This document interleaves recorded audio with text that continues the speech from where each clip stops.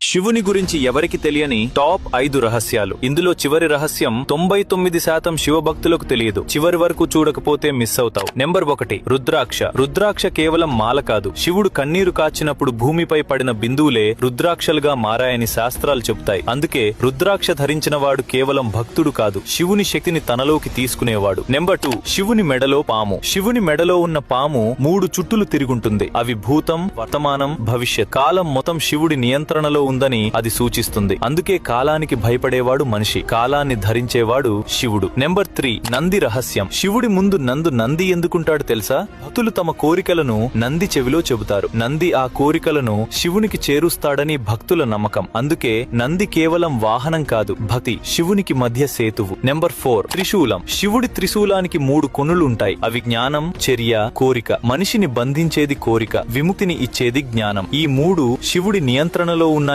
త్రిశూలం చెబుతుంది. నెంబర్ 5, పార్వతీదేవి శివుని కన్నులు మూసినప్పుడు ఒకసారి పార్వతీదేవి ఆటగా శివుని కన్నులు మూసింది. అంతే, లోకమంతా చీకట్లోకి వెళ్లిపోయింది. అప్పుడే పార్వతీదేవికి అర్థమైంది, శివుడు కేవలం దేవుడు కాదు, వెలుగు, చైతన్యం, అస్తిత్వం. అందుకే శివుడు లేకపోతే సృష్టే లేదు. ఈ 5 రహస్యాల్లో ఒక్కటి కూడా నీకు కొత్తగా అనిపించకపోతే నువ్వు సాధారణ భక్తుడు కాదు. కానీ ఒకటైనా నీ గుండెని తాకితే శివుడు నిన్ను పిలిచాడనుకో. ఇది షార్ట్ కథ కాదు, శివతత్వానికి తలుపు. శివుని గురించి ఇంకా లోతైన రహస్యాలు, వేదాల్లో దాచిన అర్థాలు, ఎవరూ చెప్పని నిజాలు, ఫుల్ లాంగ్ వీడియో డిస్క్రిప్షన్ లో ఉంది. నిజమైన శివభక్తుడివైతే కమెంట్ లో ఓం నమః శివాయ అని రాయి. ఇలాంటి శివతత్వ వీడియోల కోసం ఇప్పుడే సబ్స్క్రైబ్ చేయి.